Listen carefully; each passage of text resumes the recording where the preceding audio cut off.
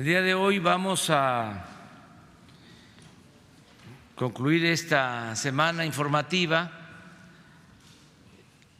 con la presentación del plan de consulta que vamos a llevar a cabo para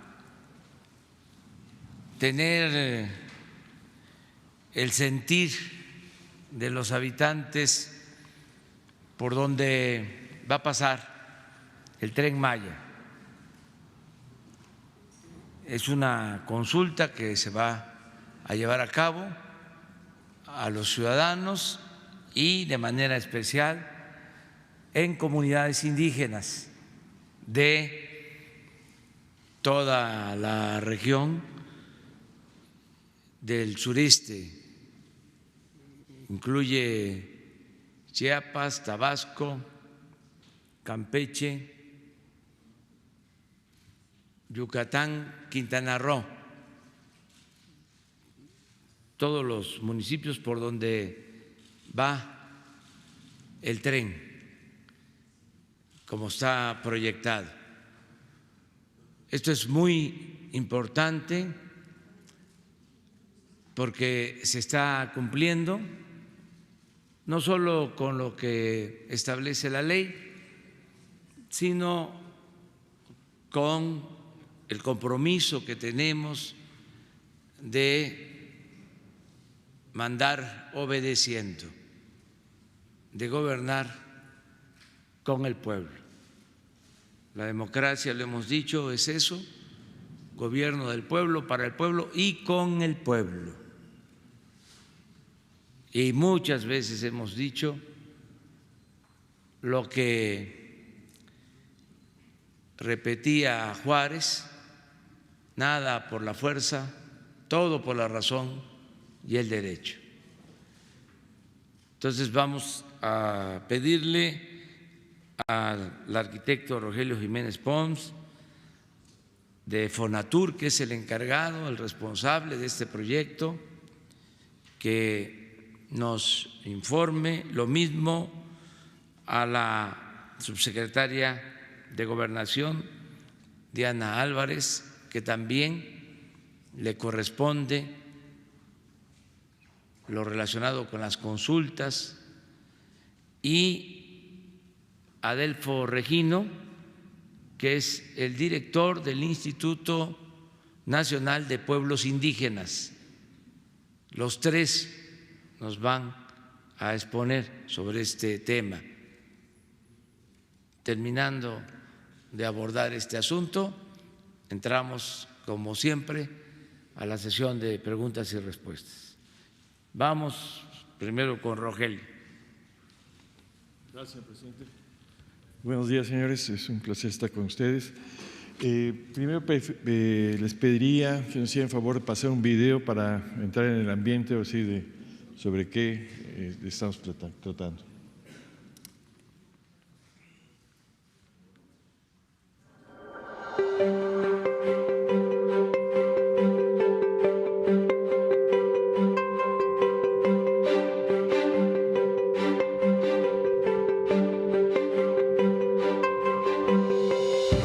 Hoy nos acercamos más que nunca. Comunidades, industrias y personas del sureste de México unirán sus fuerzas para realizar el Tren Maya, para mejorar su calidad de vida, generar oportunidades de trabajo incluyentes y promover el desarrollo económico y sustentable de la región. El Tren Maya es el proyecto de infraestructura más grande del sexenio. Recorrerá más de 1,400 kilómetros, equivalentes a viajar de la Ciudad de México a Chihuahua en auto. Sus vías ofrecerán 3 tipos de servicios de transporte.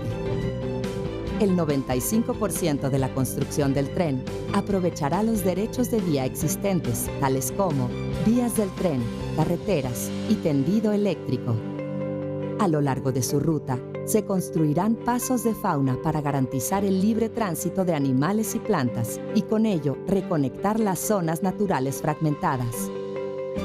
Su planeación es una oportunidad para revertir y mitigar el impacto ambiental negativo en el sureste. Su construcción requerirá la coordinación de instituciones gubernamentales de distintos niveles de gobierno, así como el trabajo conjunto con académicos, empresarios y las propias comunidades.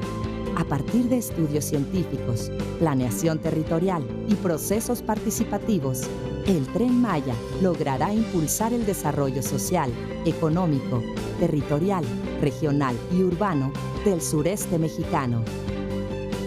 Por eso, el Tren Maya, más que un tren, es un plan de desarrollo integral para el sureste.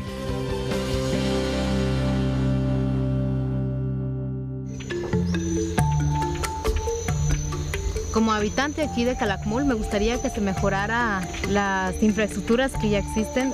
Mi trabajo con las abejas no solamente es algo económico, a mí me emociona llegar a mi meliponario o llegar a mi apiario y ver que están bien. Con la llegada del Tren Maya podríamos nosotros como productores vender mejor nuestra miel y por lo tanto vamos a tener la oportunidad de mejorar nuestra calidad de vida.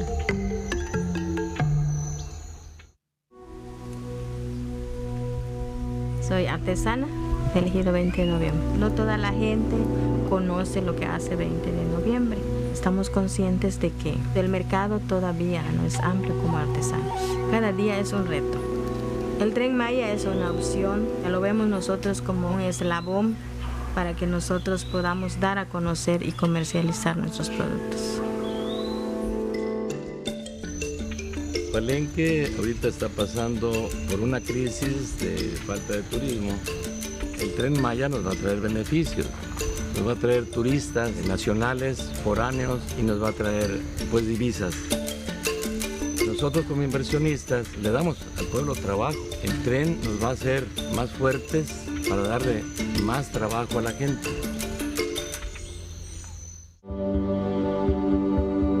Mucha gente dependía del trabajo que había aquí en Ferrocarriles. Esto era un patrimonio ahí para nuestros hijos y todo eso, mira, se acabó con la privatización de los ferrocarriles.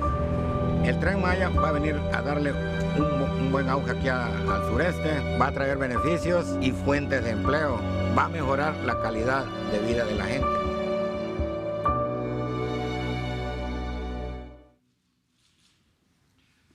Bueno, en adelante, si quieren poner las siguientes láminas, por favor.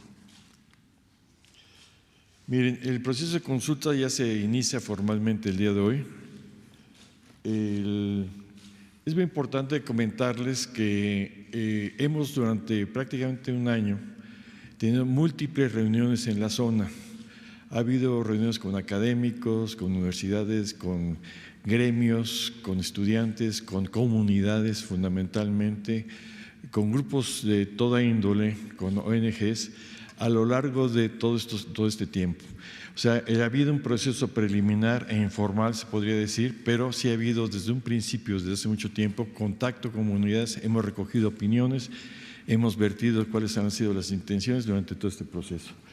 Ahora, como ustedes podrán ver, el uso de derechos de vía existentes, vías férreas, de transmisión eléctrica y carreteras es donde se fundamentará todo esto.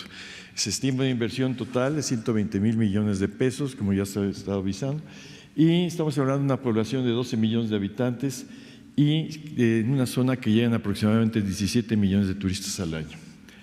El Tren Maya, como insistimos, es una oportunidad para saldar la deuda histórica del país con el sureste de México. La que sigue, por favor. Unos factores fundamentales es el ordenamiento territorial. Es para llevar a cabo procesos de planeación con participación ciudadana, privilegiar el respeto al medio ambiente y la inclusión social, promover un modelo de desarrollo territorial equilibrado y sostenible para conectar las comunidades, garantizar el derecho al espacio público y a la movilidad, generar oportunidades equitativas para las comunidades. En cuanto al medio ambiente, es utilizar los derechos de vía existentes, aplicar programas como Sembrando Vida, construir pasos de fauna y proteger los corredores biológicos, proteger los recursos hídricos y acuíferos, en particular cenotes y ríos subterráneos, respetar las reservas ambientales, implementar sistemas de alerta sobre la vía para protección de la fauna. En cuanto al desarrollo económico, integrar a las comunidades a cadenas productivas y generar valor agregado a sus productos, incorporar a pequeños productores del campo a nuevos mercados, reducir los costos de transportación, aumentar la conectividad digital, facilitar el acceso a los mercados laborales y generar nuevas oportunidades económicas. En cuanto al patrimonio cultural, respetar y promover las tradiciones y expresiones que identifican a los pueblos originarios, facilitar el acceso a múltiples zonas arqueológicas y poblaciones de valor turístico, impulsar la creación de rutas gastronómicas y artesanales, promover prácticas sustentables y formas alternativas de turismo, redistribuir los flujos turísticos por toda la región. Ahora, yo le pediría aquí, para que ya nos describiera, aquí a la subsecretaria Diana, que nos hiciera un resumen de los trabajos que ha venido coordinando. Gracias. Con su permiso, presidente. Muy buenos días a todos. En esta ocasión, el proceso de consulta para el proyecto de Tren Maya se va a componer tanto de un ejercicio participativo como de una consulta indígena. En este caso, convocan y organizan tanto Fonatur, el INPI y Gobernación. En cuanto al objeto del ejercicio participativo, se busca promover la participación ciudadana con información adecuada, oportuna y accesible con respecto a este proyecto y desde luego fortalecer, como lo comentó el presidente, la democracia participativa y generar estos consensos y cohesión social en toda la zona. Para ello, previo a la jornada, vamos a realizar brigadas informativas para sensibilizar a la población sobre la importancia de su participación y proporcionarle información del proyecto. El 15 de diciembre del presente año se van a instalar módulos de participación ciudadana en los estados de Chiapas, Tabasco, Campeche, Yucatán y Quintana Roo para recibir esta participación a través de casillas en la que pueden expresar su opinión. Estas casillas van a funcionar en un horario de 8 de la mañana a 18 horas y los módulos se van a instalar en los municipios directamente involucrados en el trazo de la vía del tren.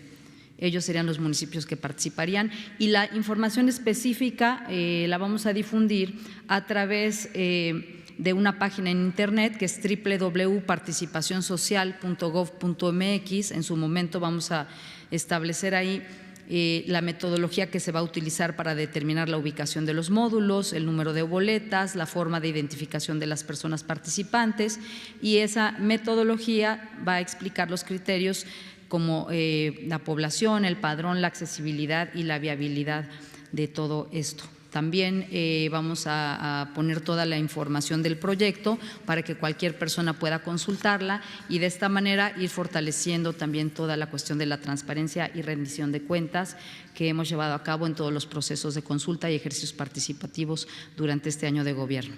Gracias. Ahora vamos a escuchar a Adelfo Regino con el tema de las consultas indígenas.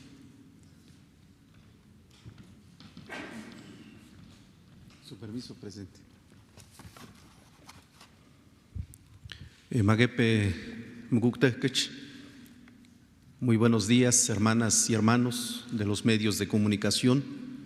Con su permiso, señor presidente, tal como ya lo ha anunciado aquí el arquitecto Rogelio Jiménez Pons y la subsecretaria Diana Álvarez, en complemento a esta jornada de participación ciudadana, de manera específica se va a realizar la consulta indígena, que como ustedes saben, esto así está establecido en las leyes, particularmente en el convenio 169 de la OIT sobre pueblos indígenas, y a este respecto se ha definido el objeto de esta consulta, que consistirá fundamentalmente en tener un diálogo directo con las comunidades indígenas que están ubicadas en el trayecto del proyecto de desarrollo del Tren Maya, y esto con la finalidad de que podamos construir los acuerdos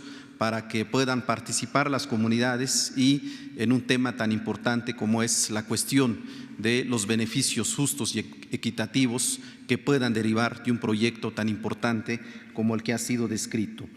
En cuanto a los sujetos de la consulta, esto, como ya ha sido dicho por el señor presidente, va dirigido específicamente a las comunidades indígenas y estaremos convocando a sus autoridades e instituciones representativas, fundamentalmente a los comisarios municipales, a las autoridades ejidales y comunales, a las autoridades tradicionales. Ustedes saben que en la zona maya particularmente hay un sistema de cargos asociado pues a esta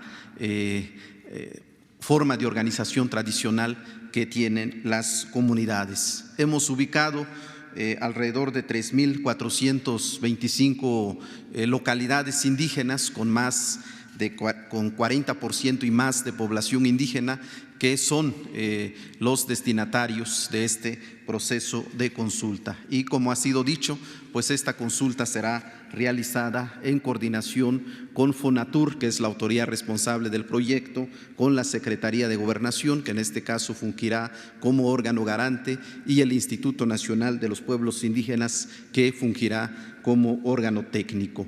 En cuanto a las etapas de la consulta, como ha sido dicho aquí por el arquitecto Rogelio Jiménez, hemos realizado una serie de actos previos, recorridos, reuniones. En particular, se ha elaborado un protocolo de consulta, que es el que va a sustentar todo este proceso, y también se ha hecho un ejercicio de regionalización para ubicar las 15 sedes de las asambleas con el mismo número que serán realizadas en este proceso de consulta.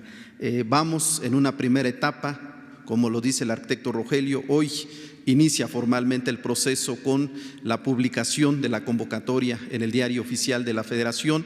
Vamos a difundir la información sobre el proyecto por todos los medios. En nuestro caso, en el Instituto Nacional de los Pueblos Indígenas tenemos 3 radiodifusoras culturales indígenas ubicados en Peto, en Felipe Carrillo Puerto y en Xpujil. Allí estaremos pues difundiendo, y se realizarán a fines de mes, el día 29 y 30 de noviembre, 15 asambleas informativas en un primer momento.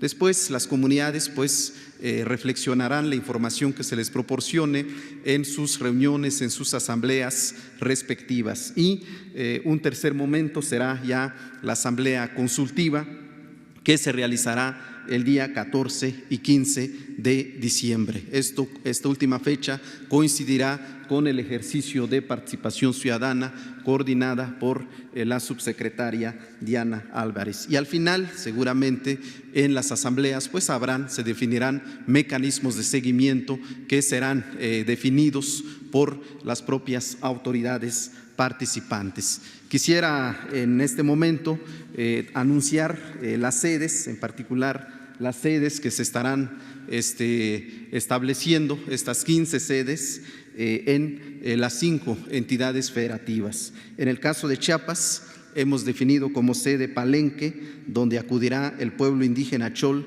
y Tzeltal. La asamblea informativa será el 29 de noviembre de este año y la asamblea consultiva el 14 de diciembre. En Tabasco hemos definido Tenosique, donde estará acudiendo comunidades pertenecientes al pueblo Tzeltal, Chol y Tzotzil. El día 30 de noviembre será la asamblea informativa y el 15 de diciembre la asamblea consultiva. En Campeche van a ser 4 sedes, en Xpujil, Calakmul, donde estará presente comunidades pertenecientes al pueblo maya peninsular, y Chol y otros pueblos indígenas asentados en el sur de Campeche. Será la primera asamblea el 30 de noviembre y la segunda el 15 de diciembre. En Don Samuel Escárcega también la primera asamblea será el 30 de noviembre y la segunda el 15 de diciembre. En Felipe Carrillo Puerto, Champotón, esto del lado de Campeche, porque hay otro Felipe Carrillo Puerto por el lado de Quintana Roo, será la asamblea informativa el 30 de noviembre y el 15 de diciembre la asamblea consultiva.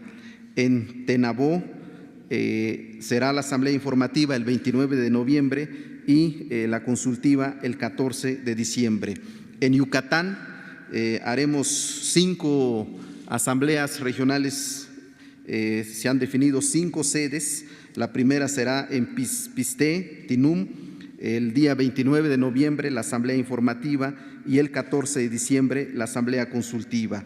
En Chichimilá, el 29 de noviembre la asamblea informativa y el 14 de diciembre la asamblea consultiva.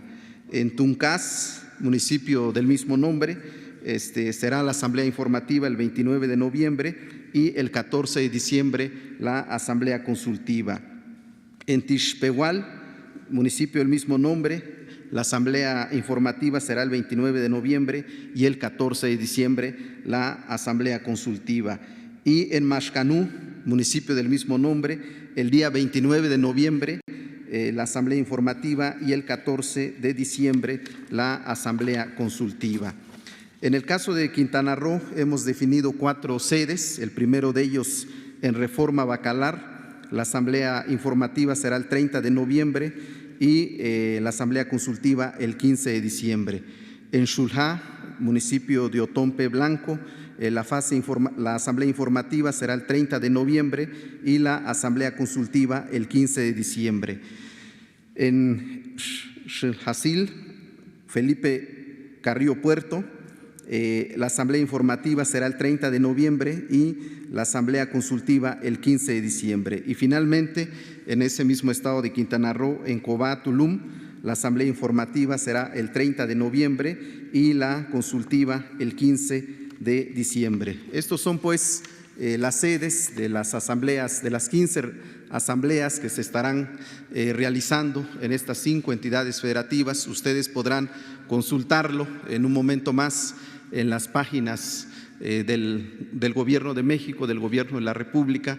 Quiero decirles también que este documento hoy lo estamos presentando tanto en su versión en castellano como en maya. Hemos traducido estos documentos para que puedan ser conocidos ampliamente por toda la población y se pueda tener una participación plena y efectiva por parte de nuestras comunidades y también por parte de la ciudadanía.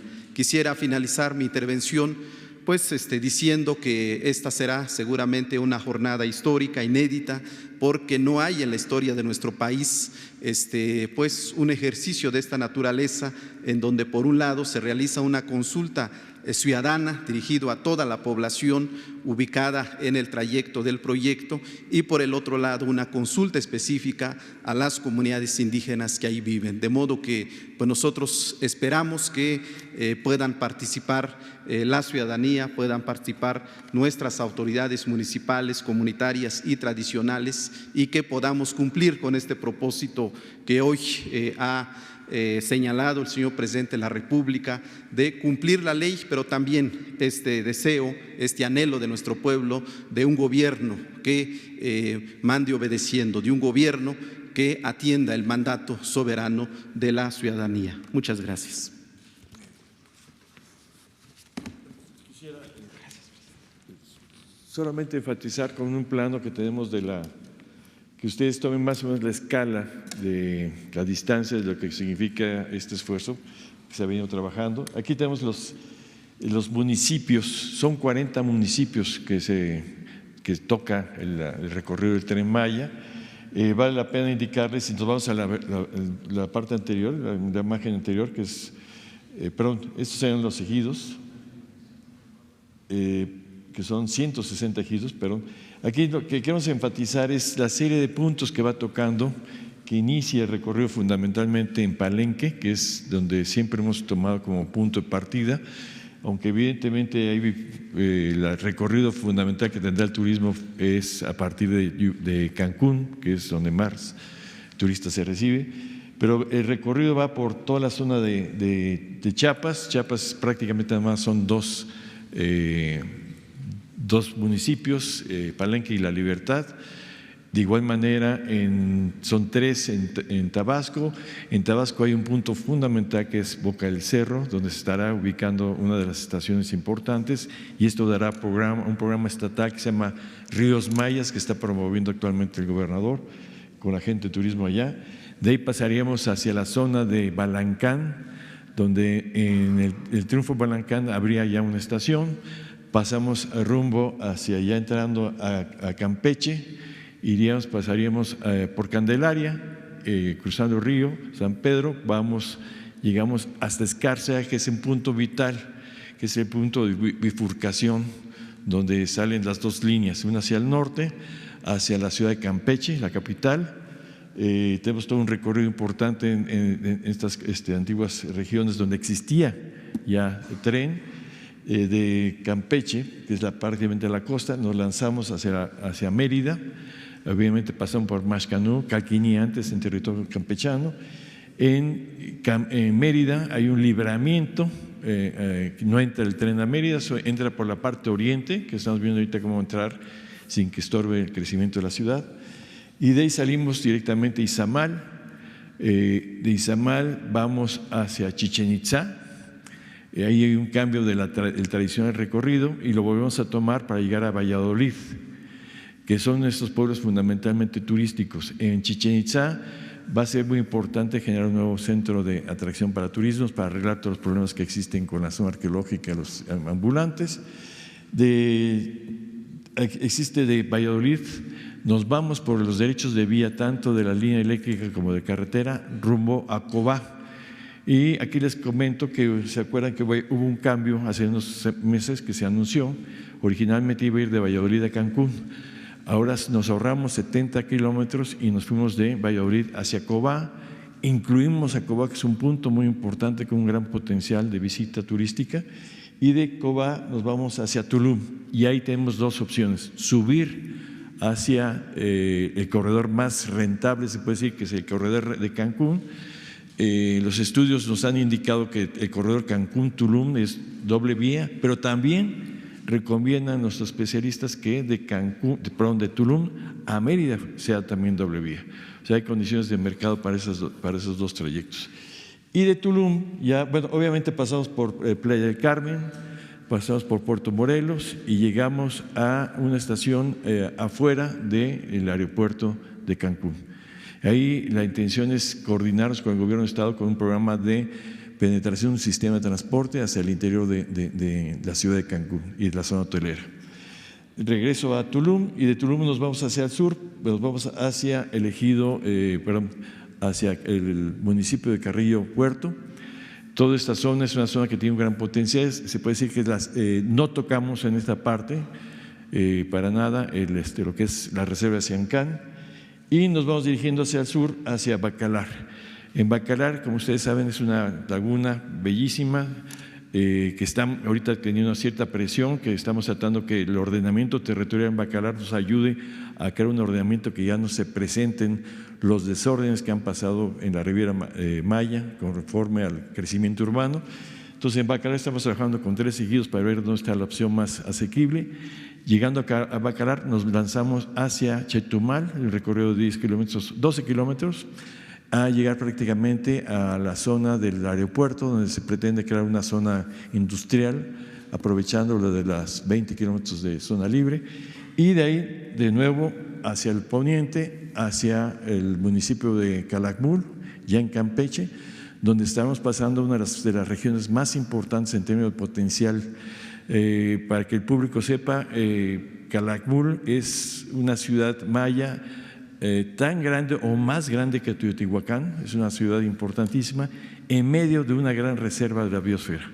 Y el chiste es que aquí pasamos precisamente al lado de la carretera y tratar de que con la rehabilitación de algunos pasos de fauna reconectar la parte sur y norte de la reserva de la biosfera. Y ya finalmente pasar a llegar de nuevo a Escárcega. Nada más quería darles este resumen. Si quieren, así pasamos a ver las otras imágenes. Aquí los 40 municipios. La siguiente, por favor. Perdón. Aquí es un poco el detalle ya de la escala. Aquí estamos dando el ejemplo de Valladolid y cómo están distribuidas las comunidades. Cada municipio se ve cuál es el número de comunidades. Ya esto es bajo la directriz del INPI se va definiendo cómo vamos a ir atacando a cada comunidad que tenga la debida representatividad. Esto a grandes rasgos es lo que quería comentarles. Gracias. Pues esto es, creo que no hay precedente de una consulta así. Antes se hacían las obras y para cumplir con el expediente luego se hacía la consulta, ya cuando estaban hechas las obras. Nosotros estamos ahora padeciendo de eso, de muchas obras que se hicieron sin consulta, por la fuerza, y se terminan las obras, pero no podemos operarlas, no pueden funcionar las plantas porque hubo imposición. No estoy hablando de los años 50, de los años 60, de los 70, de los 80, de los tiempos recientes, del periodo neoliberal.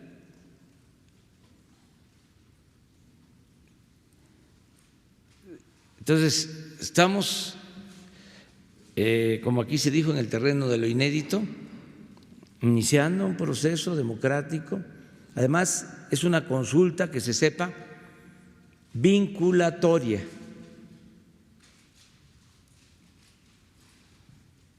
¿Qué significa esto? Que se va a respetar la voluntad de los ciudadanos. Si la gente dice, sí, vamos, ya tenemos los estudios técnicos y lanzamos la convocatoria para la construcción.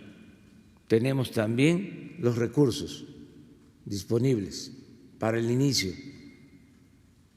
y además previsto en el presupuesto de que no falten los recursos necesarios. Si la gente dice no, ahí quedó, hasta ahí llegamos. El pueblo manda. ¿Por qué lo hacemos así? Por la democracia, pero además porque le tenemos mucha confianza al pueblo. No les gusta a mis adversarios que yo diga, pero yo creo que por eso lo repito y lo repito, como no les gusta, de que el pueblo es sabio, el pueblo tiene un instinto certero. Y ahora la gente está muy consciente. Tenemos la ventaja de las redes sociales y de los medios convencionales también. Hay más información de todo tipo y así se puede tomar una decisión en beneficio de todos. Esta es la democracia participativa. Eso es lo que se va a llevar a cabo con esta consulta. Estamos muy contentos porque pues nos llevó tiempo preparar los anteproyectos, hablar con la gente, ir aclarando también dudas a todos los interesados, y lo vamos a seguir haciendo.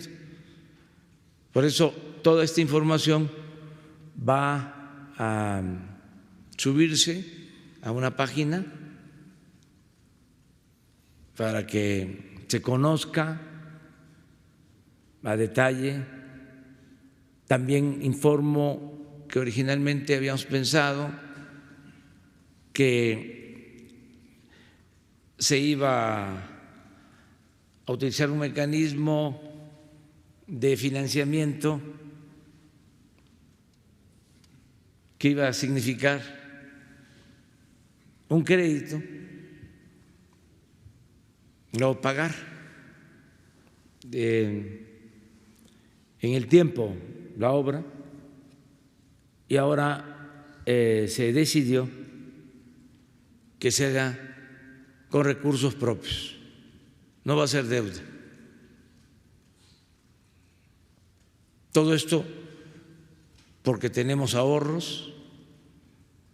Siempre he dicho que la corrupción hay que combatirla no solo por razones de índole moral, sino porque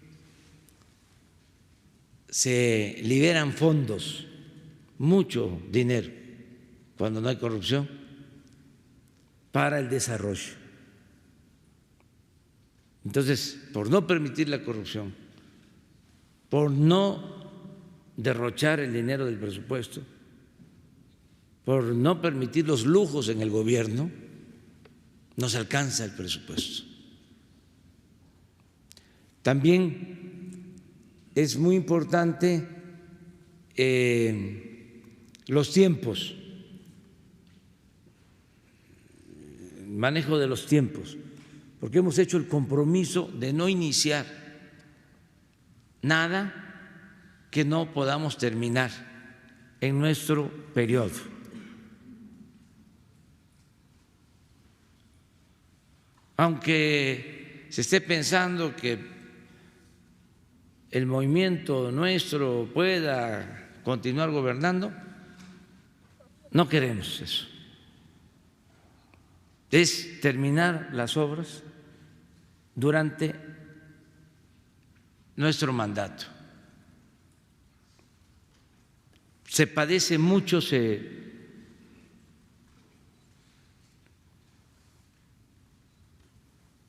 sufre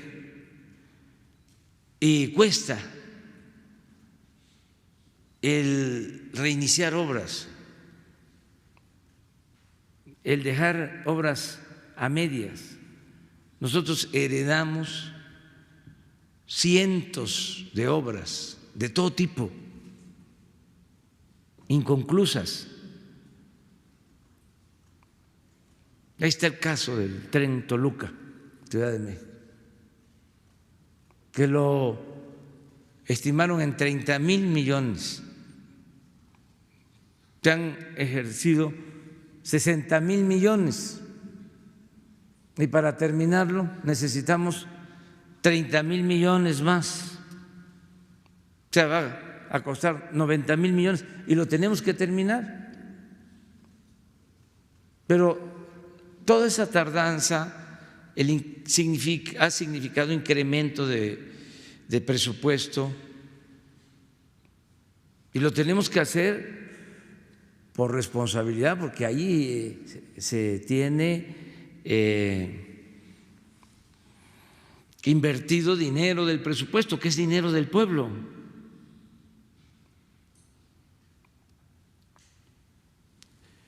También, y aquí aprovecho ya que traté el tema,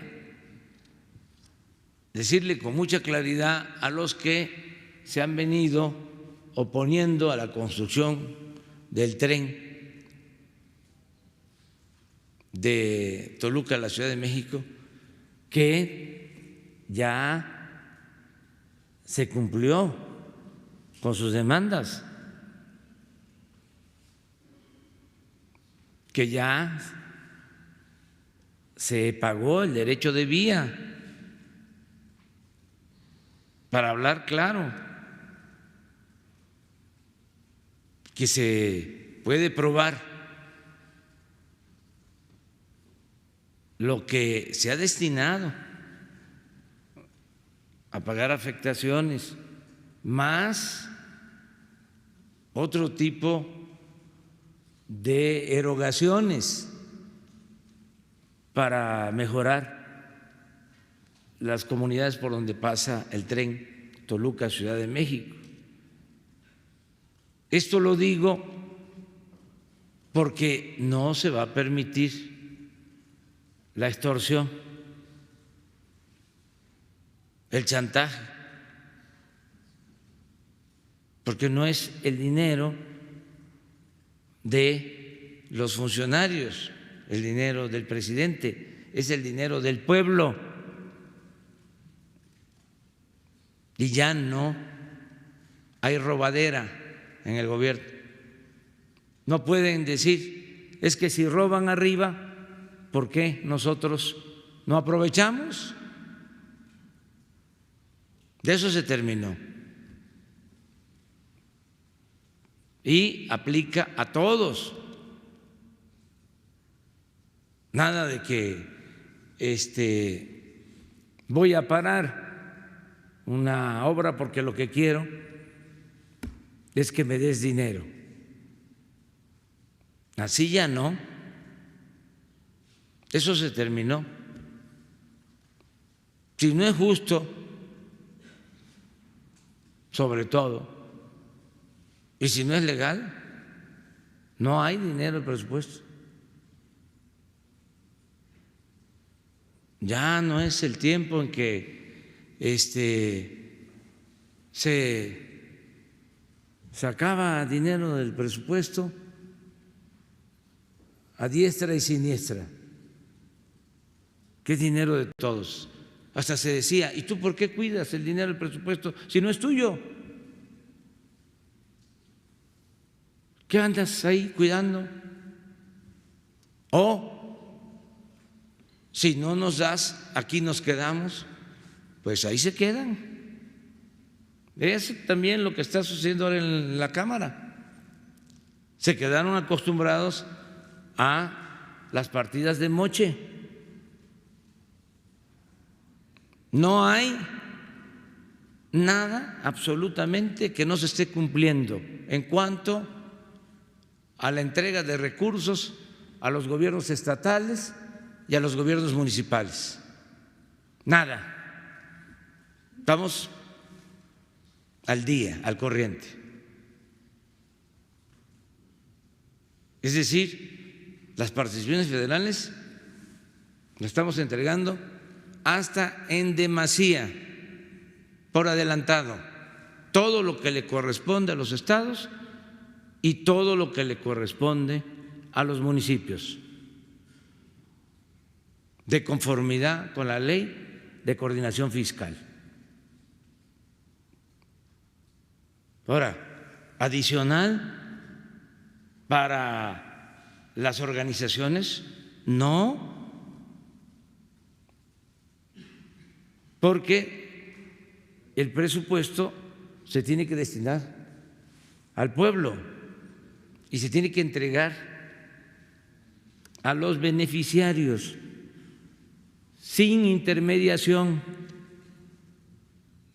Para eso es el gobierno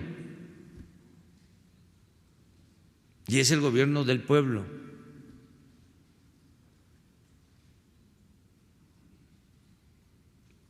Ya lo he dicho y lo repito.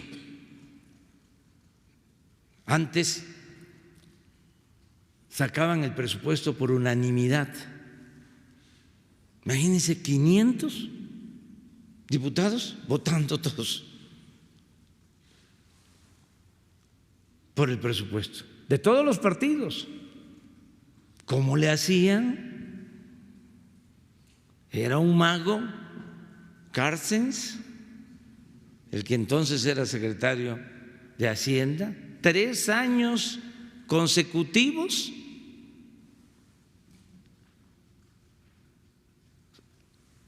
sacando el presupuesto, la aprobación del presupuesto por unanimidad. Pues repartían a manos llenas a todos. Por eso no le llegaba nada al pueblo. Una gran corrupción descarada, con moches. Decían, yo voy a bajarte recursos. ¿En qué trabajas? En bajar recursos. Se creó un grupo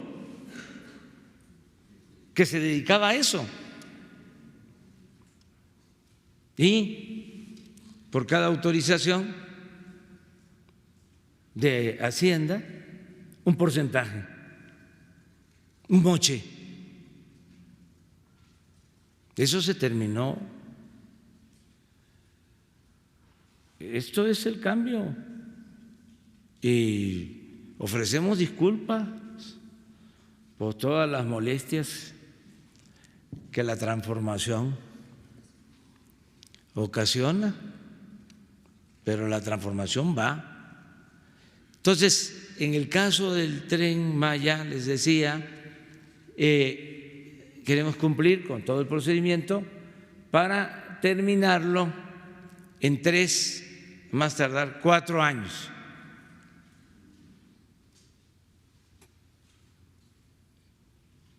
Para tenerlo concluido. Vamos primero, si se aprueba la consulta, si se aprueba la construcción del tren, vamos a licitar las vías.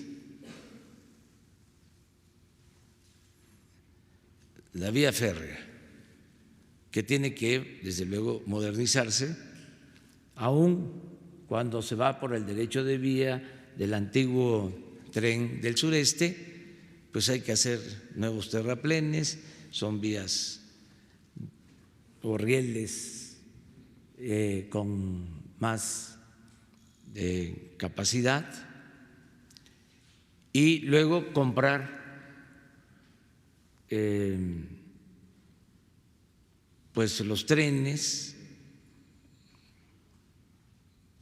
todo el equipo rodante, las estaciones, pero ya tenemos un plan y el proyecto. Se está haciendo la ingeniería básica del proyecto. Sin embargo, repito, va a depender de lo que la gente decida sobre este asunto. Vamos a firmar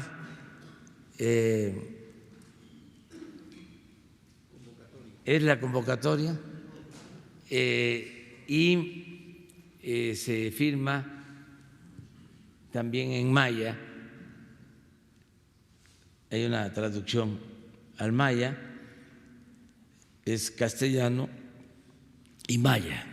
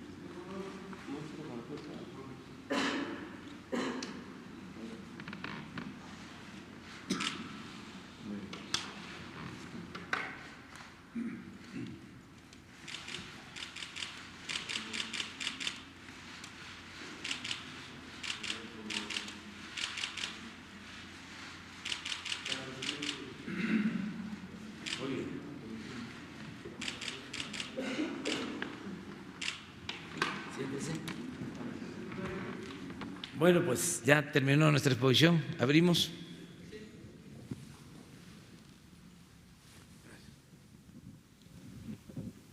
Buenos días, señor presidente. Buenos días a todos. Urbano Barrera, del diario Ovaciones. Señor presidente, quisiera preguntarle si en el proyecto del Tren Maya está contemplada una área, una oficina que esté vigilando continuamente y a lo largo de todo el periodo posibles afectaciones a las comunidades, ¿verdad?, a los ejidatarios. Le comento esto porque, como usted lo señala, en el pasado, y no en el pasado muy lejano, sino en el pasado reciente, en el sexenio anterior, se otorgaron contratos en la cuenca de Burgos para el estudio, la explotación, la perforación en la tercera cuenca más importante del mundo. Y apenas ahorita, el 20 de agosto del 2019, el Comisariado Ejidal de San Buenaventura, en Coahuila, está denunciando que empresas como GPA Energy se apoderaron, los despojaron de sus terrenos y ahora hasta los demandaron y están por perder un juicio en el que van a tener que pagar una importante cantidad. Entonces, en este sentido, yo quisiera preguntarles que si van a integrar un área específica para vigilar posibles afectaciones. Lo veo que aquí sí hay previsión, no como en el pasado, y cómo operaría esta área, porque casi siempre hay mínimas, pero hay afectaciones. ¿Cómo se podría resarcir a las comunidades? Esa sería la primera, y si me permite una segunda pregunta. Gracias. Bueno, sí estamos aquí en una política muy distinta. O sea, hasta el momento nosotros llevamos el 98% de las anuencias por parte de las comunidades para lo que es derecho de vía. Y ya estamos con el 2%, y hay algunos reclamos de cosas anteriores que han pasado, pero sí tenemos un proceso muy distinto. ¿Por qué es distinto ese proceso? Porque desde un principio, en primera instancia, tenemos acompañamiento de instituciones internacionales como la UNESCO, la UNOPS y ONU Habitat, que nos garantiza que el tratamiento hacia comunidades y hacia distintos habitantes sea con las mejores prácticas. Segundo, estamos tratando de incorporar a los propietarios de la tierra, a los ejidatarios, a la creación de reservas territoriales para que sean ellos los que tengan el usufructo, el beneficio de las plusvalías que van a venir, que se van a dar por la lógica de la ubicación de las terminales, de las estaciones, y todo lo que venga como parte del desarrollo integral. Entonces, realmente es parte inherente el cuidado que las comunidades debemos tener siempre con ellos. O sea, es una constante de todo el manejo, la participación y el cuidado que conlleva esto en términos de responsabilidad social y ambiental. Gracias. Muchas gracias. La segunda, señor presidente, tiene un poquito que ver, no tanto, pero va a haber un gran dinamismo turístico, y yo quisiera preguntarles cómo se van a vigilar específicamente los aeropuertos. Nos acaba de llegar también una información, no sé si ya tiene usted también datos de esto, de una investigación del SAT, que es específicamente la 105-21 del 2019, es una investigación dirigida a la Terminal 2 del aeropuerto de la Ciudad de México. Están investigando 19 funcionarios, particularmente de la Administración General de Aduanas. Se señala el nombre de Juan Ramón Alcalá Piejnol, que le imputan, como usted dice, lo que no mancha tizna, no es con esa intención, pero les imputan un movimiento de dejar pasar gente sin revisión, divisas, pasajeros, contrabando de todo tipo. ¿Qué se va a hacer también? ¿Cómo se van a vincular para que en esa zona donde va a haber gran dinamismo no ocurran este tipo de casos? Sí, hay una vinculación, es un programa integral. Lo fundamental es impulsar el desarrollo del sureste, que se quedó rezagado en el periodo neoliberal. Creció el norte, poco, pero creció el Bajío, creció el centro, menos, y el sur-sureste decreció. En los últimos 36 años. Es interesante, a ver si ponen el plano, lo que sucedió en todo este periodo. Miren, solo hubo crecimiento en todo este periodo neoliberal. Solo hubo crecimiento aquí.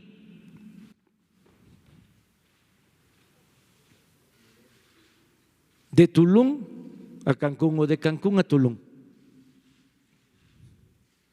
Aquí, en el periodo neoliberal, creció la economía en un promedio del 10% anual. Por eso,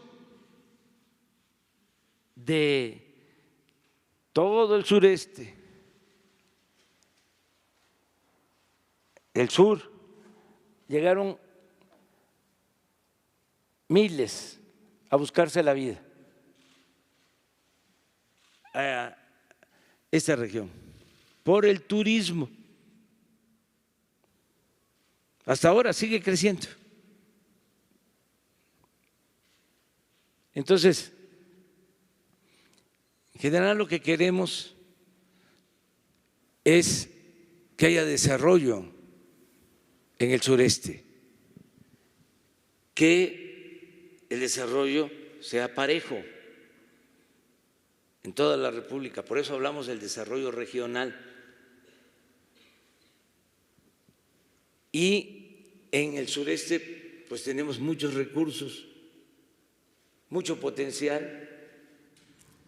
En el sur-sureste está el 70% del agua del país, está el petróleo, está el gas, están las selvas, las zonas arqueológicas por donde va a transitar el tren. Es la zona arqueológica más bella del mundo.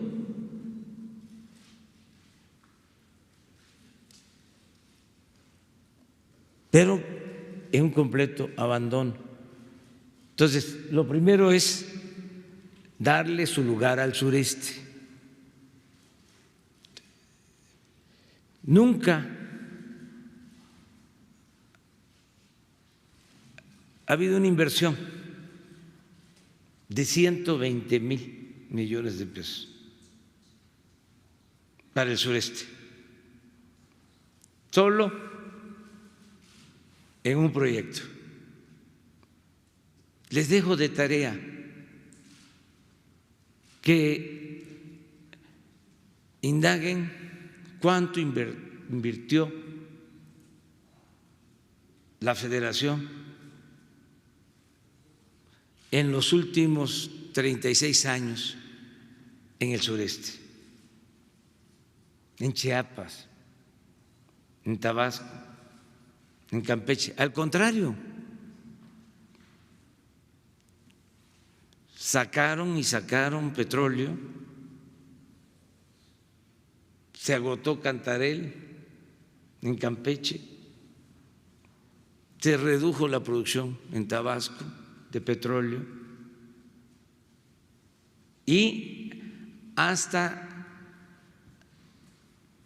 les quitaron las participaciones federales que recibían esos estados por ser productores de petróleo. En el tiempo en que el 40% del presupuesto nacional dependía de los ingresos petroleros. Entonces, es un asunto también de justicia. Ahora, lo que queremos es que la parte norte de Quintana Roo, que ha aportado mucho, que le ha dado trabajo a mucha gente, porque el turismo tiene la ventaja de que produce riqueza y distribuye riqueza, porque genera muchos empleos. Se ayudan transportistas, se ayudan las empresas hoteleras, restaurantes, hay trabajo para meseros, para obreros en la parte inicial, cuando se construye la infraestructura turística. Entonces, por eso el crecimiento del 10%. Entonces, ahora lo que queremos es que siguen llegando los turistas allá. Llegan 10 millones de turistas al año. Entonces, ¿qué queremos? Que los que llegan aquí no se queden solo aquí, que bajen.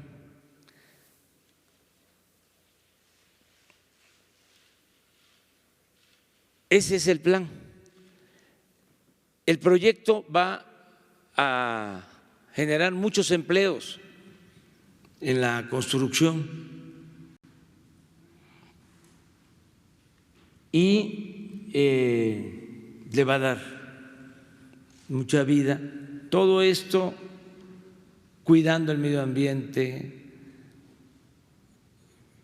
que sea un desarrollo ordenado en lo urbano. Acabo de estar en Bacalar, está creciendo Bacalar, está abajo,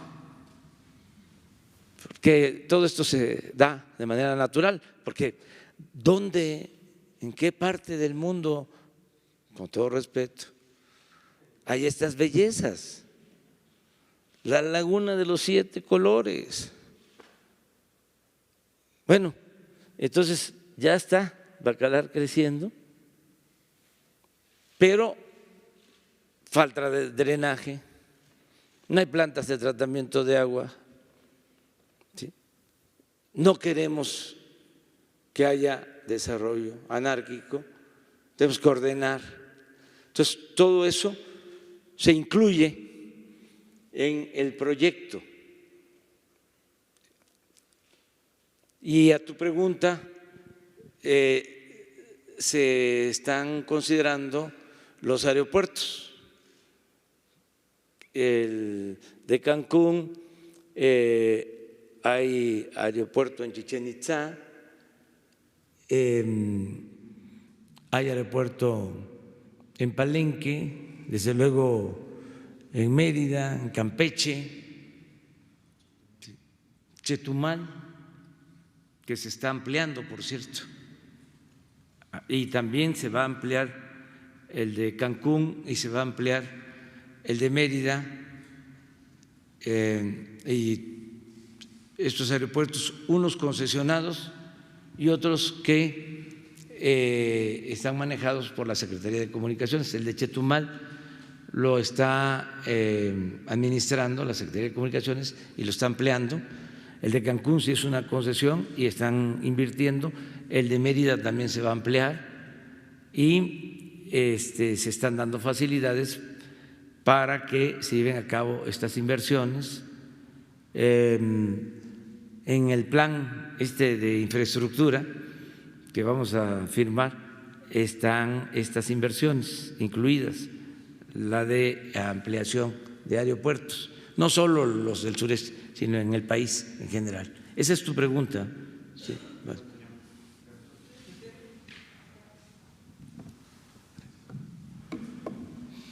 Buenos días, señor presidente. Buenos días, compañeros, compañeras. Presidente, cambiando un poco también el tema, si bien es cierto que el gobierno federal es respetuoso de la autonomía de los sindicatos, también lo es que no está de acuerdo con la reelección y mucho menos con apoyar fraudes electorales.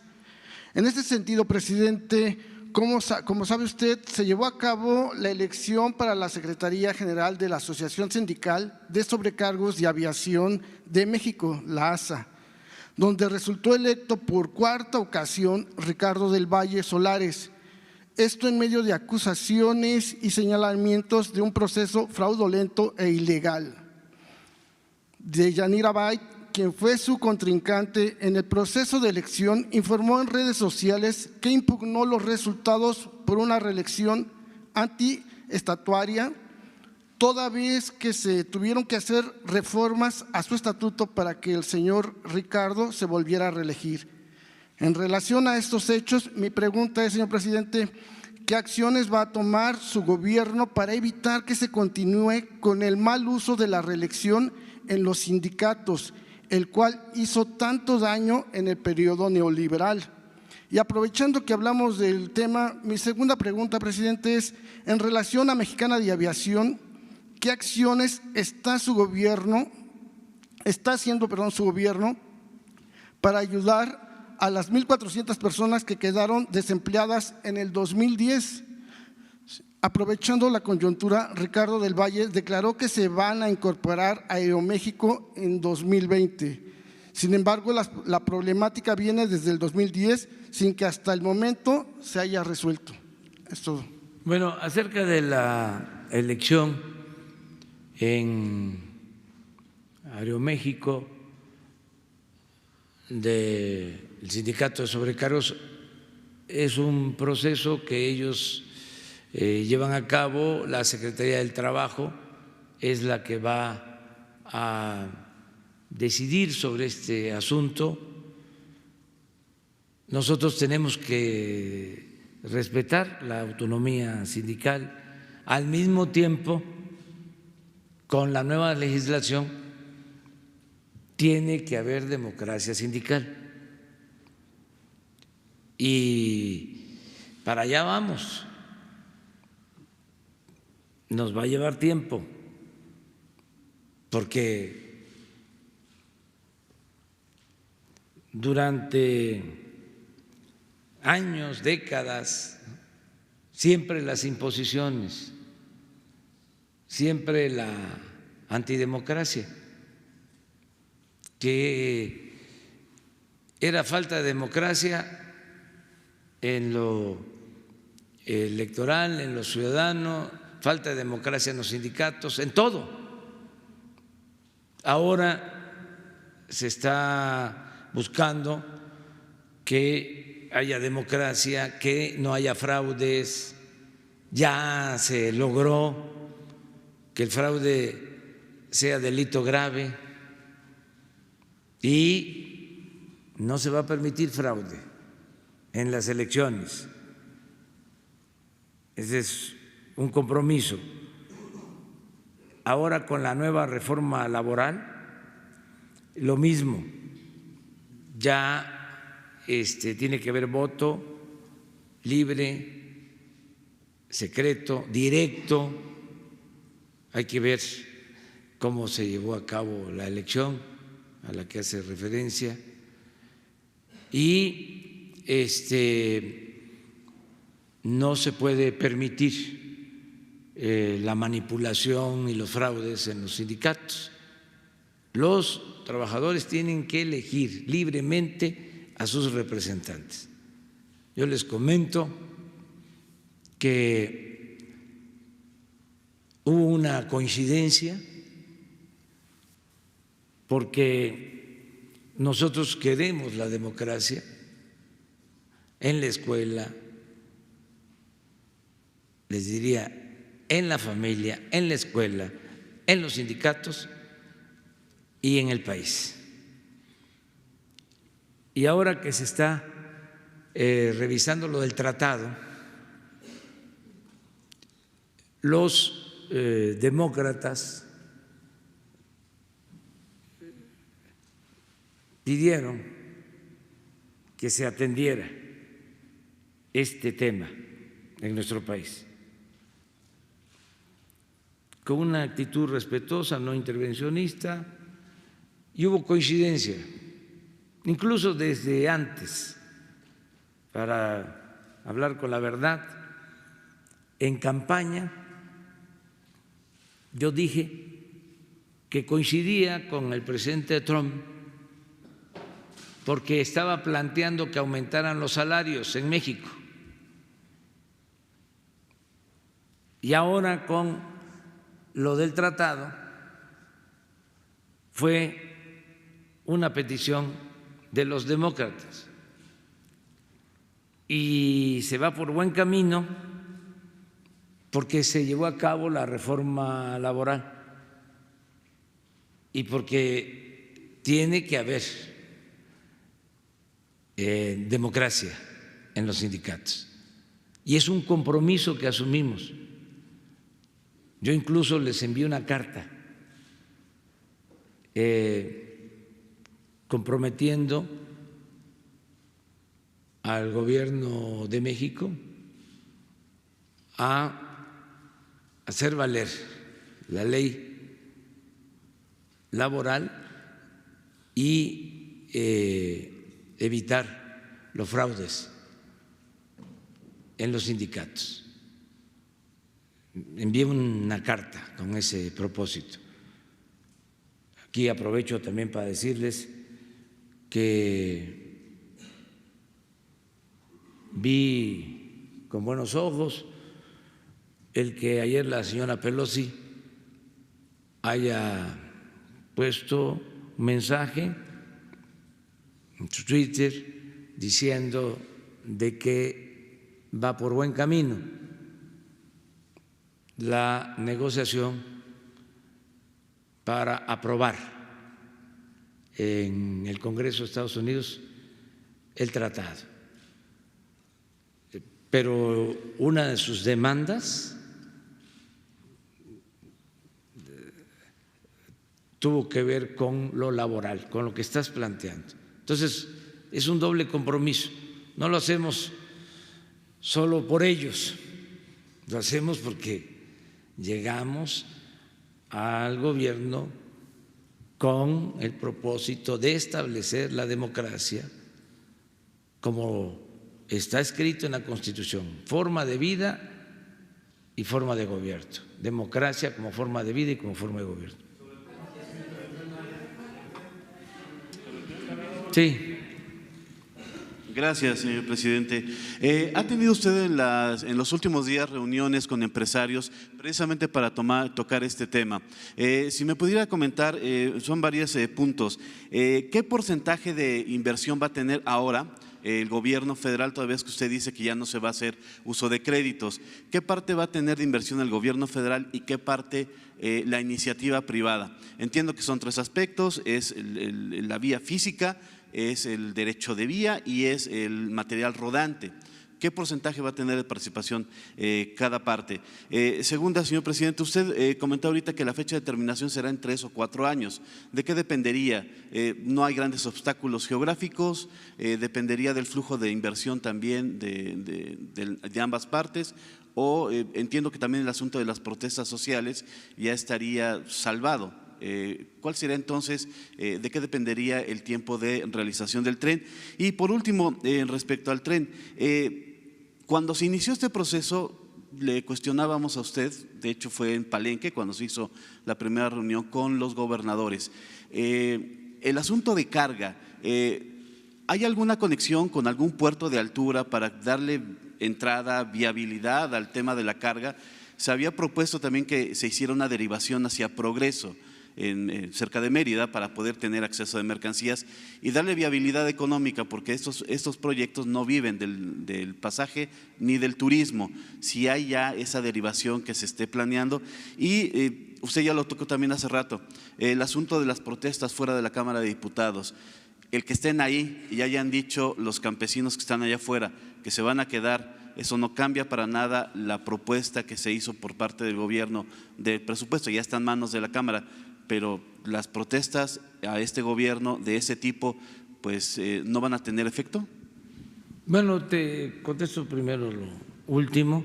Hay que garantizar el derecho de manifestación y el derecho a disentir y a la protesta.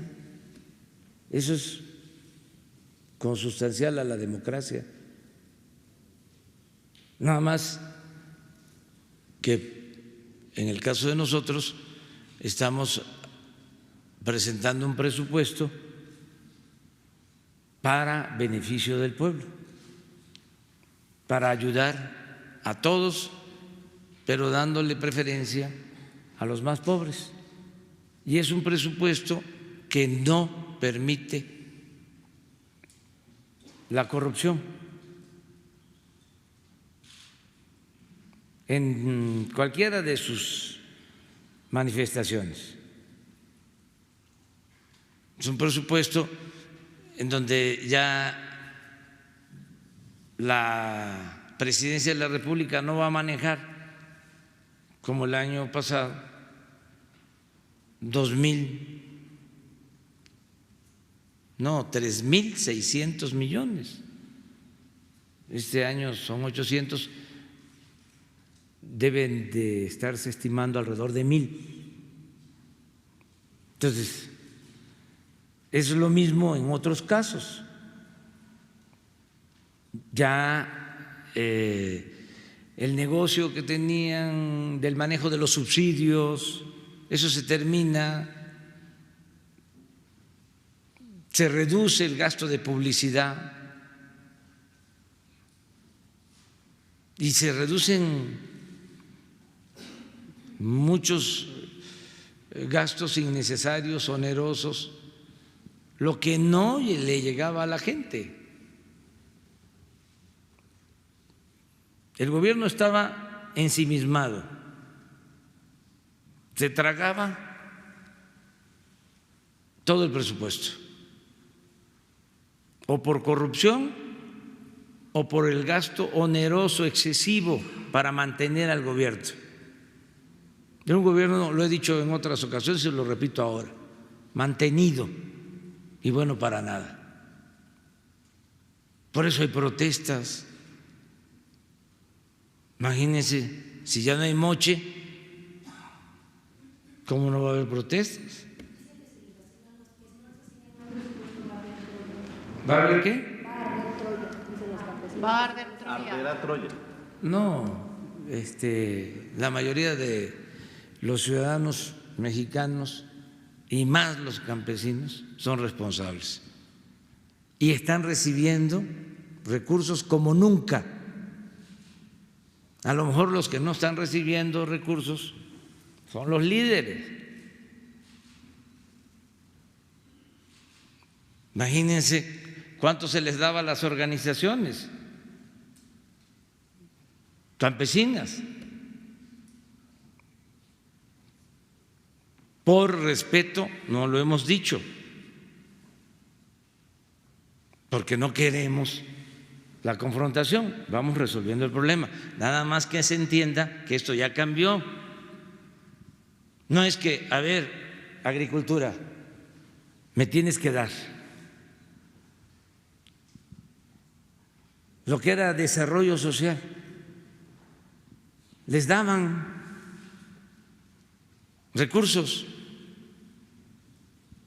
Entonces ya no, ahora es directo al campesino, sea ejidatario, sea comunero, sea pequeño propietario.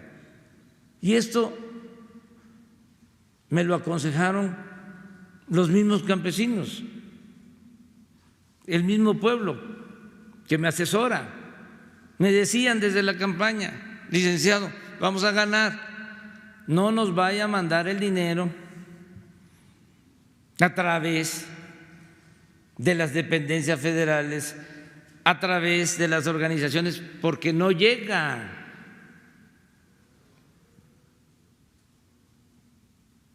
Entonces, estamos aplicando esa política. Ayer, por ejemplo, ya comenzamos a dispersar los recursos para las escuelas. Este año, ya antes de que termine este año, 15,000 escuelas van a tener su presupuesto. Y le seguimos, porque en enero vamos a tener otras 15,000. Y a finales del año próximo vamos a tener cubierta la primera etapa, 107,000 escuelas con presupuesto directo a las sociedades de padres de familia, sus órdenes de pago. Ya nada de que va a pasar el dinero por todas las dependencias y las escuelas cayéndose. Entonces, todo esto produce inconformidad, pero vamos a respetar el derecho de manifestación. Desde luego, sin la violencia.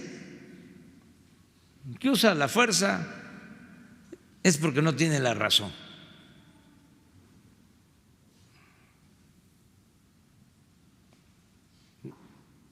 Se puede protestar de manera pacífica. Ahí está el ejemplo de Gandhi, de Mandela, de Luther King, de muchos luchadores sociales que aplicaron la no violencia. Y repito, un dirigente puede poner en riesgo su vida, un buen dirigente, pero no tiene derecho a poner en riesgo la vida de los demás. Porque nada de que hay asuso y yo me quedo atrás. No. Un dirigente tiene que ir al frente y tiene que ser responsable. Y si hay un plantón, ahí tiene que estar el dirigente. Nada de que están los campesinos y el dirigente está en otra parte.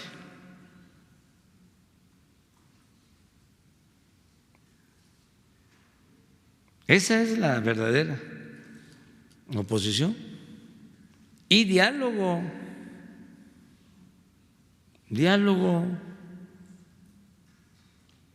porque también que no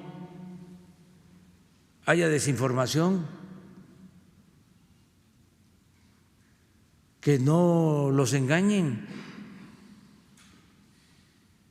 Si quieren saber sobre cómo se está proponiendo el presupuesto, estamos en condiciones de informar de que va a llegar mucho más dinero al campo que nunca, nada más que de otra forma.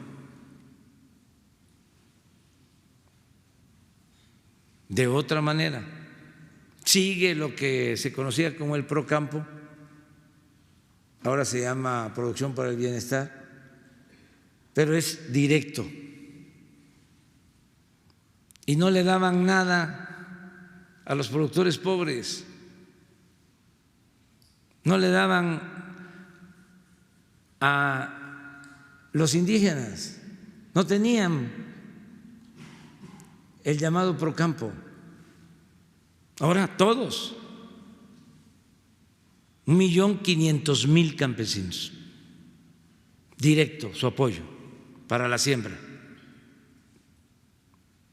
Y se incluyó a cañeros, se incluyó a cafetaleros. Y así podría decirles, nada más el Sembrando Vida, ¿cuándo se iban a cultivar 1 millón de hectáreas en 2 años para dar empleo permanente a 400,000 sembradores? ¿Cuándo recuerdan ustedes un programa así? A ver, que me digan. De cerca de 30,000 millones de pesos de presupuesto. Todo se quedaba, lo poco que destinaban al campo, en los grandes, los que tenían influencia en la Secretaría de Agricultura, en el seguro, todas las tracalerías que hacían, en los subsidios a los grandes productores. Entonces, ¿qué se decidió? Como nunca, o ya tenía muchísimo tiempo, no habían precios de garantía. Ahora se establecen los precios de garantía. ¿Cómo no va a ser un avance si les pagaban 3,000 pesos la tonelada de maíz y ahora son 5,600 el precio de garantía? Les pagaban hasta 6,000 pesos la tonelada de frijol, ahora 14,600 pesos la tonelada. La leche se la pagaban al productor 4, 5, 6 pesos, ahora 8 pesos 20 centavos el litro. Claro, en el caso del maíz y el frijol, empezamos con los de abajo, empezamos dándole preferencia a los que tienen hasta 20 hectáreas, en el caso del maíz, y en el caso del frijol hasta 30. Cuando tengamos más presupuesto, que haya más ingresos, vamos a ir subiendo y ya no van a ser 20 hectáreas para el maíz, puede ser que sean después 30 o 40, y en el caso del frijol de 30, 40, 50, vamos a ir aumentando la superficie en la medida que tengamos recursos, porque esto significa un subsidio al campo. Antes ni se podía pronunciar la palabra subsidio, la satanizaron. Cuando en Estados Unidos subsidian a los productores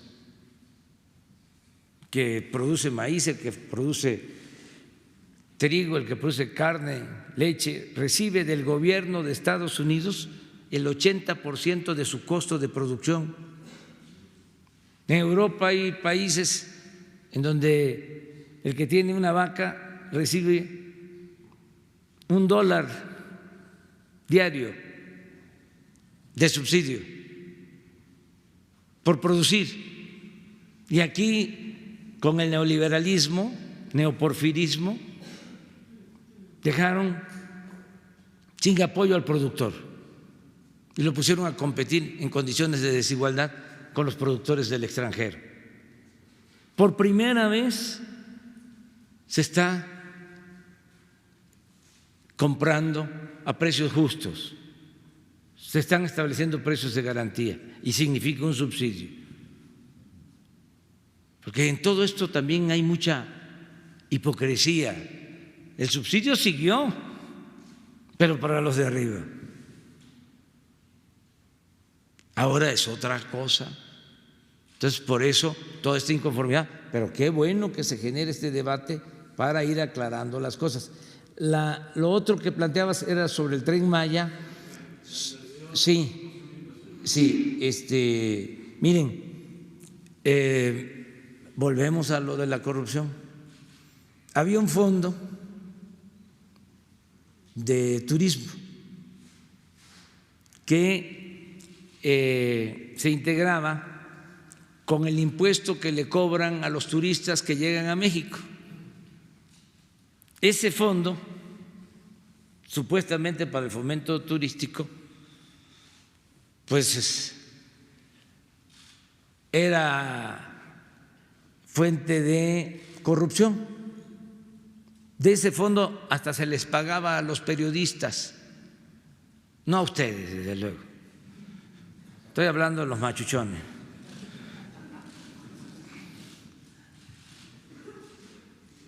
Se contrataba publicidad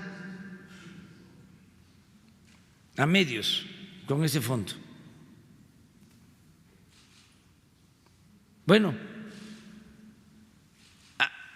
se contrataban despachos del extranjero con ese fondo. Y hay incluso denuncias presentadas en la Fiscalía. Nosotros decidimos que ese recurso se destine al Tren Maya. Calculamos que en promedio en los 5 años van a ser como 50, 60 mil millones de pesos, de 120 que necesitamos. Entonces ya tenemos la mitad asegurada. Y con la austeridad y con no permitir la corrupción y con más eficiencia en el gobierno y con 2 elementos adicionales, porque eso ayuda mucho a entender cuál es nuestra estrategia en materia de finanzas públicas. En un primer momento nos ayuda lo que se libere por corrupción y por austeridad, es decir, por no permitir gastos superfluos. Vamos a liberar, ya lo estamos liberando. nos dio para este año y nos va a dar para el próximo, sin aumentar impuestos, sin endeudar al país, sin gasolinazos, salimos. Pero eso no puede ser la única fuente de financiamiento. O sea, eso nos está sirviendo mucho, nos está ayudando, es lo que nos está dando el impulso.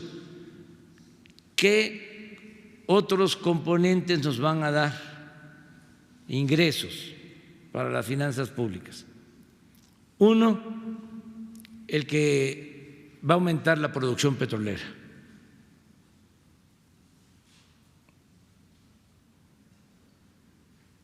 Y esto nos va a significar, a partir del tercer año, más ingresos. Por eso estamos ahora impulsando a Pemex. Y por eso 21 campos petroleros en exploración y producción. Esa va a ser una fuente adicional. La otra fuente de ingresos va a ser el aumento en el crecimiento. En la medida de que tengamos más crecimiento, vamos a tener más ingresos en las finanzas públicas. Esa es nuestra estrategia. Entonces,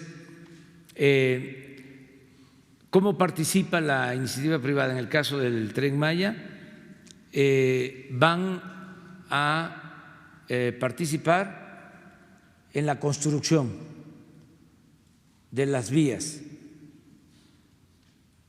La obra, porque me decías del tiempo, son cerca de 1.500 kilómetros.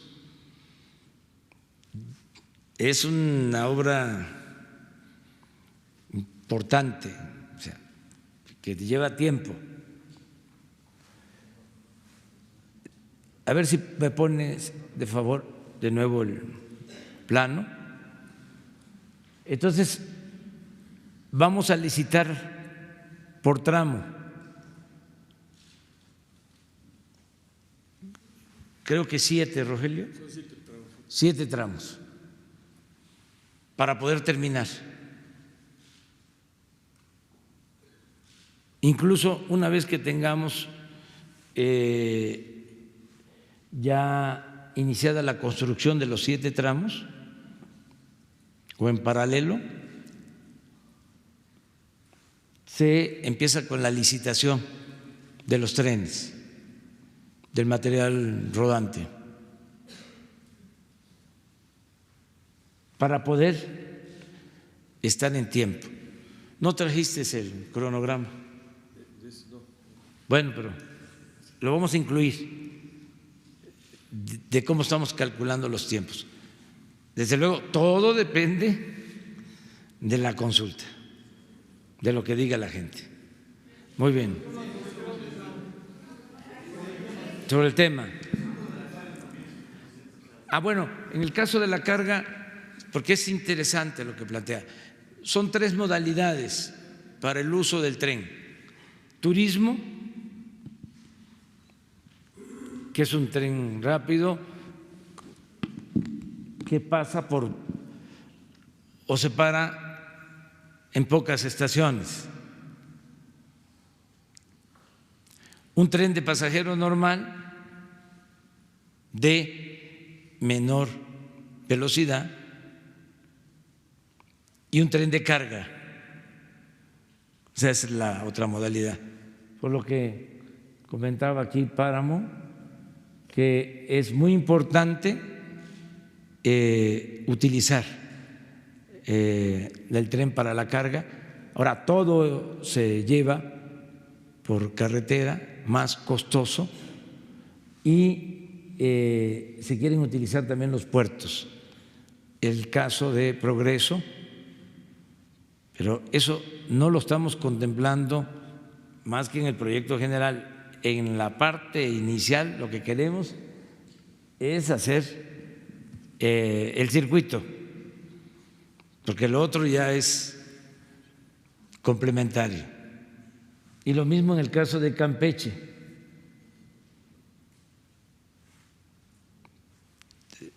Entonces sí es utilizar los puertos, los aeropuertos y el tren. Buenos días, señor presidente, señores. Alejandro Lelo de Herrera. Presidente, nos refiere que va a ser vinculatoria esta consulta. Entonces, ahí preguntarle, ¿cuál sería el fundamento legal, lo que llaman los abogados fundamentación y motivación? ¿En qué ley concretamente y artículos se fundamenta esta consulta para que verdaderamente pueda tener ese carácter vinculatorio? Esa sería la pregunta muy concreta. ¿En qué ley y artículos se fundamenta la consulta? Gracias, presidente. Básicamente en lo que se sostiene en la convocatoria. ¿Por qué no lo contestas? Sí, gracias, presidente. Sí, en lo que concierne a la consulta indígena, hay un marco normativo nacional e internacional.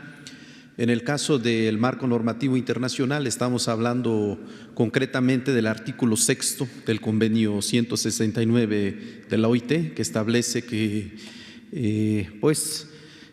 al tomarse alguna medida administrativa o legislativa relacionada con pueblos y comunidades indígenas, deberá realizarse un proceso de consulta libre, previa e informada. Y en el caso de nuestro país, el artículo 2 de la Constitución Federal establece el derecho de libre determinación y de participación de nuestros pueblos y de nuestras comunidades. ¿En qué ley secundaria?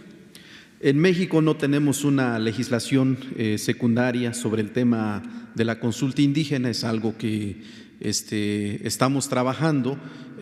Hoy, ante la ausencia de este marco normativo, lo que hemos hecho es un protocolo de consulta. Este protocolo lo podrán consultar en unos momentos más en la página del Gobierno de México, y ahí podrán ustedes, sin duda alguna, tener toda la información en la materia. La segunda pregunta, muy breve sobre el tema. Una más porque ya nos vamos. Nos vamos a ver el lunes. Ya más para redondear, presidente, la consulta la va a organizar el gobierno, es decir, en este caso va a ser juez y parte. ¿No generará suspicacia esta consulta? ¿Y por qué no se espera a que entre en vigor la ley y la reforma constitucional del 35? O quizá la pregunta sería, ¿qué va a ocurrir si cuando entra en vigor esa ley la gente convoca a una consulta que creo que tendría que ser nacional, porque entiendo que el proyecto es de trascendencia nacional y el artículo 35 reformado señala que en caso de que los proyectos sean de interés o de trascendencia nacional tiene que ser una consulta nacional? ¿Qué va a pasar? ¿Podría esa propuesta, esa solicitud de la gente de una consulta, podría frenar la obra temporalmente si es que se convoca esta consulta? Gracias, presidente. No, ni siquiera en lo legal, porque la nueva ley no tiene efectos retroactivos. O sea, es un principio, ¿no?, de derecho. Pero el fundamento es completamente democrático y dos cosas, ¿no? Primero, que nosotros no somos tramposos, no somos como los que estaban antes, esos que se robaban elecciones y que compraban votos y que falsificaban actas y que imponían presidentes de la República y gobernadores y presidentes municipales. O eso ya se olvidó, porque eso sí calienta, O sea, nosotros somos demócratas, nunca hemos hecho un fraude, jamás. Tenemos autoridad moral, por eso no han podido con nosotros. Imagínense si alguien en la oposición justifica un fraude electoral Si alguien sube a la tribuna a decir que hay que quemar las boletas, si alguien dice haya sido como haya sido, ¿con qué autoridad moral? Ahora se habla de democracia, pues nos pasaría igual a nosotros. Entonces, eso por un lado. No somos mapaches electorales. Segundo, ¿quién va a cuidar? Todo el pueblo. Ustedes. A observar, a darle seguimiento al proceso, todos. Eso es mejor que esos aparatos que se hacen de la vista gorda, siempre, o que se hacían de la vista gorda. Entonces, libre, no tenemos nada que ocultar. Y va a ser la gente la que va a decidir. Presidente, cuando refiere que la ley no se puede aplicar en forma retroactiva, eso solo es en perjuicio del ciudadano, pero en beneficio del ciudadano sí se podría aplicar. Pero de manera también no hay ningún retroactiva. problema, porque esto no es un asunto leguleyo, es un asunto de principios. Si en el supuesto de que legalmente se pueda y los ciudadanos digan, queremos la consulta, reúnen las firmas, se va a votación de nuevo, gana de que se pare la obra, se para la obra, no hay ningún problema. Nada más que, repito, el pueblo es sabio. Miren lo que hicieron los que participaron en la consulta cuando Texcoco. Nos salvaron. Nos íbamos a meter en un atolladero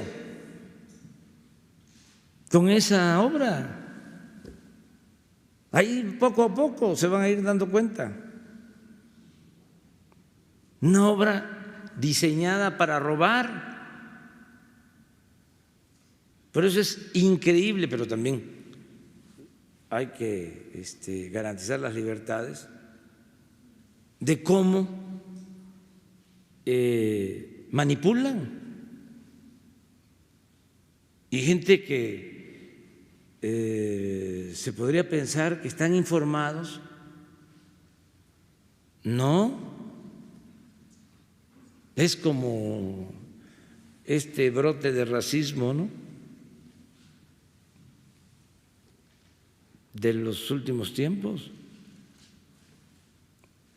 Pero bueno, así es nuestra sociedad y así es la democracia. Entonces, se hace la consulta, en el caso de Texcoco, la gente dice no. ¿Qué dicen los que tenían la tranza? Y sus voceros y sus seguidores. Ni siquiera comprados o alquilados, sino por decisión propia. Dicen, no, está mal, no se hizo bien, fue un error. Yo les digo, no, les doy gracias a los que participaron, porque nos sacaron de un problema gravísimo. Imagínense, estaban estimando 300,000 millones. Acabo de hablar del Tren Maya, del Tren Toluca. Nos iba a terminar costando 1 billón. Bueno, nos iban a defraudar por completo. Pero además, ¿por qué no se habla de que la construcción de Texcoco tenía como propósito cerrar el aeropuerto actual y el aeropuerto de Santa Lucía? Y en el caso del aeropuerto actual lo querían fraccionar y convertir en un Santa Fe. Y ese era el negocio.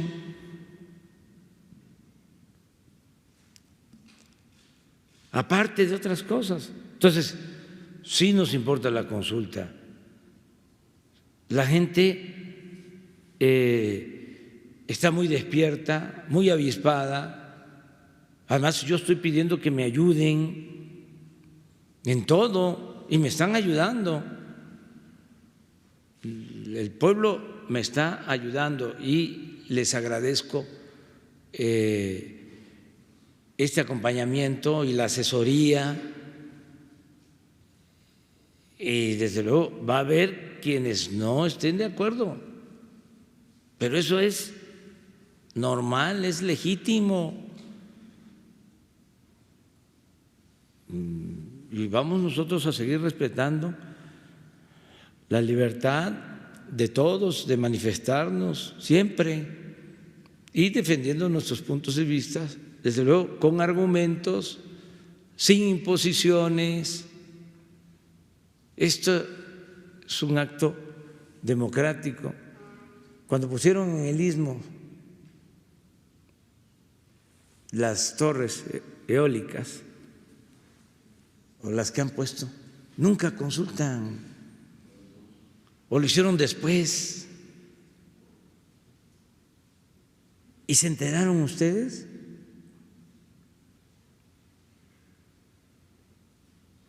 ¿Salió en los medios? Es como lo del aeropuerto de Texcoco y Santa Lucía. Texcoco, no hubieron amparos. Santa Lucía, 140 amparos. No hubieron manifestaciones de ambientalistas, aun cuando se estaba destruyendo el lago Nabor Carrillo y afectando a las aves. Y no solo eso, afectándose un vaso regulador que evite inundaciones en la ciudad. No se dijo nada, muy pocos lo plantearon, porque plancharon bien todo. Bueno, hasta los expertos en manejo de espacio aéreo llegaron a decir que no se podía lo de Santa Lucía, que no aplicaba, que había interferencia aérea. Yo recuerdo que cuando teníamos que decidir sobre si se hacía la consulta o no se hacía la consulta, llegó un reporte de estas asociaciones a las 3 de la mañana. Al día siguiente teníamos nosotros que informar y a las 3 de la mañana llega un reporte de esta agencia diciendo que no era posible que se hiciera en Santa Lucía, el aeropuerto. Pero así de atropellado, pues, todo. Por eso es buena la democracia, es lo mejor que hay. Me tengo que ir. Son muchos. Lo más justo es que nos veamos la próxima semana, lunes. O les invito. Estamos muy bien, muy bien, muy bien, muy bien, muy bien, muy bien, muy bien. Y muchas gracias al pueblo por el apoyo. Nos vemos el lunes.